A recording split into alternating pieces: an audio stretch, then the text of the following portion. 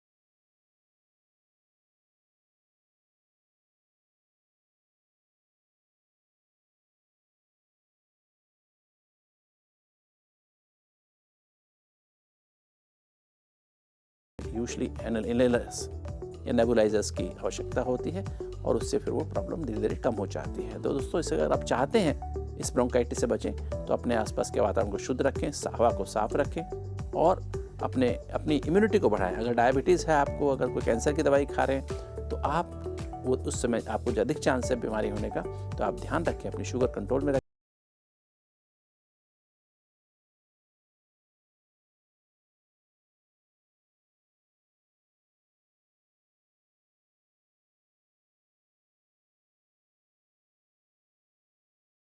ओम शांति। आपने महावीर जी को देखा होगा, बुद्ध जी को देखा होगा, अथाह धन संपदा उनके पास था, राजमहलों में रहते थे, लेकिन उन्होंने स्वयं को खोजने के लिए एकांत की तलाश की, स्वयं को प्रकाशित किया, फिर समाज को प्रकाशित किया।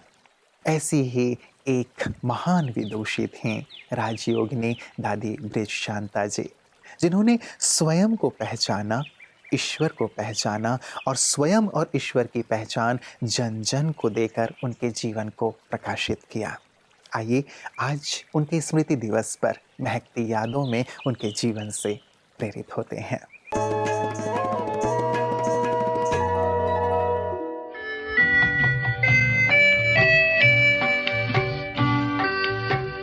इतिहास के पन्नों में कुछ आत्माएं अपनी विशेषताओं के कारण अपना नाम सदा के लिए अमर कर जाती हैं। ऐसी ही विशेष आत्मा थी महान तपस्वी मूर्त आदि रतन दादी ब्रिज शांता जी।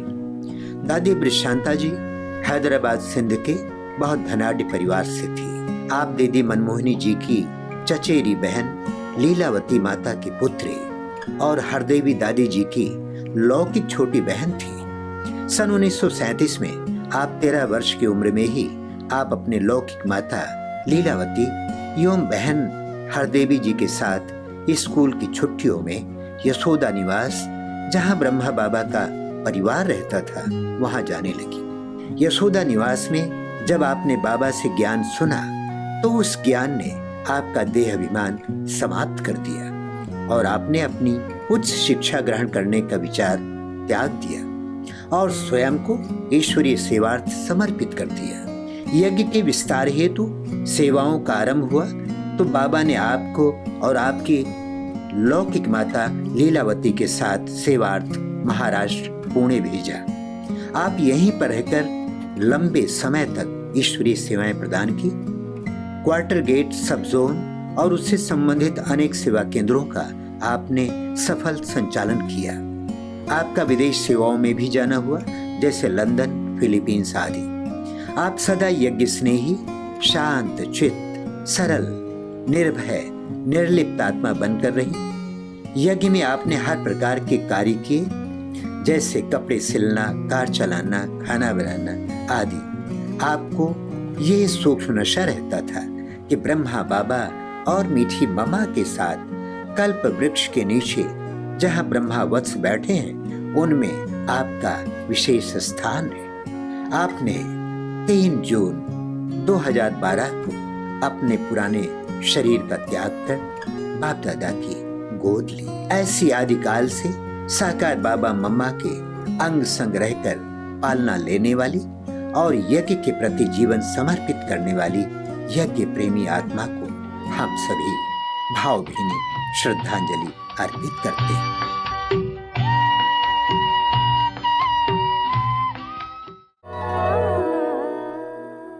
बुराई से अच्छाई की ओर चलने के लिए ही हमारे सभी महापुरुष हमें प्रेरित करते रहे हैं, हमारे बड़े बुजुर्ग हमें प्रेरित करते रहे हैं कि बुरे विचारों से बाहर निकलो, अच्छे विचारों में रहो, क्योंकि यही सकारात्मक ऊर्जा को जन्म देती है और साथ ही हमें सफलता की ओर लिए चलती है।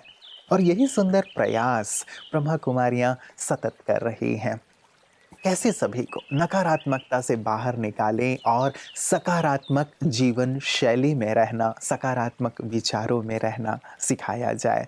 और यही उनके सेवा का मुख्य अंग है, उद्देश्य है, जिसे हम प्रतिदिन पीस न्यूज़ हाइलाइट्स में देखते हैं कि कैसे वो जगह जगह अलग अलग वर्गों के लोगों की सेवाएं कर रही हैं। आइए देखते हैं सुंदर झलक।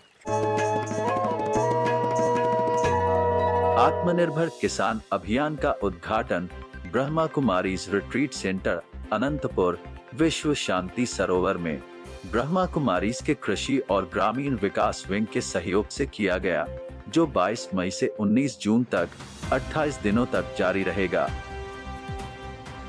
कार्यक्रम में बीके खुशी और संस्कृत अकादमी के छात्रों ने स्वागत नृत्य किया।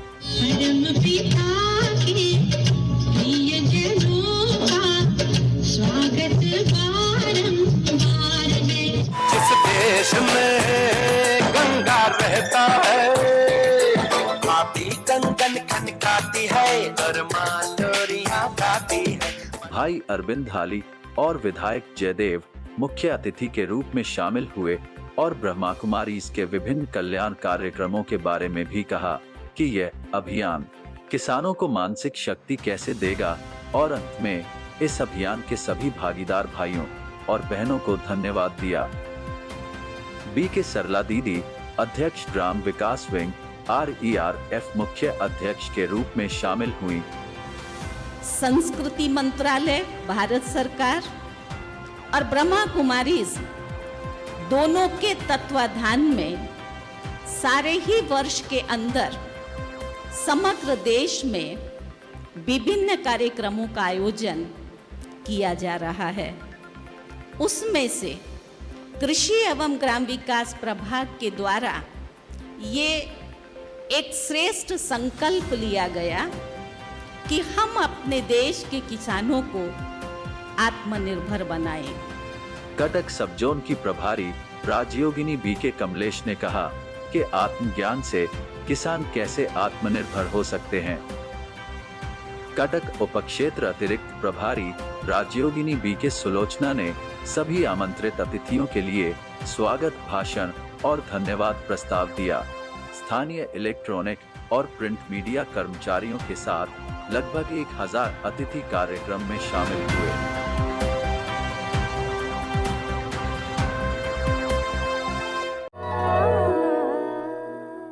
मित्रों, शुरुआत हमने की थी संबंध से, रिश्तों से, और ये हमारे जीवन का अभिन्न अंग है। हम वैसे भी सामाजिक प्राणी हैं, पारिवारिक प्राणी हैं। यदि हमें परिवार से अलग करके कहीं भी रख दिया जाए तो हम कितने ऊब से जाते हैं, हमें अपनों की याद आने लगती है। लेकिन कई बार छोटी छोटी गलतफहमियों के कारण, अहम और वहम के कारण हम अपने रिश्तों को तोड़ने लगते हैं, उसमें खटास पैदा करने लगते हैं या दूरियां बनाने लगते हैं, जो बिल्कुल भी सही नहीं है। आगे चलकर हमें इस चीज़ का एहसास होता है और लगता है कि काश थोड़े से हम झुक गए होते, अपने अहम और वहम को थोड़ा सा किनारे हमने कर दिया होता तो आज हमारे रिश्ते बहुत मधुर होते, सुंदर होते। क्योंकि रिश्ते एक दूसरे को मदद करने के लिए हैं, एक दूसरे को इमोशनली सपोर्ट देने के लिए हैं, आगे बढ़ाने के लिए हैं। इसीलिए बहुत सुंदर सी पंक्ति किसी ने कही मित्रों, उसी के साथ आपको छोड़े जा रहा हूँ।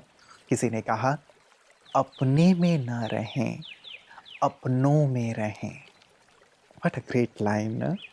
अपने में ना रहें, केवल मैं, लेकिन अपनों में रहें। उसमें सार्थकता है, उसमें मधुरता है, उसमें आनंद है। तो इस पर बहुत गहराई से विचार कीजिएगा मित्रों। आपके रिश्ते बहुत ही मधुर हों, सुखद हों, आनंद से परिपूर्ण हों। इन्हीं शुभकामनाओं के साथ नमस्कार, ओम शांति।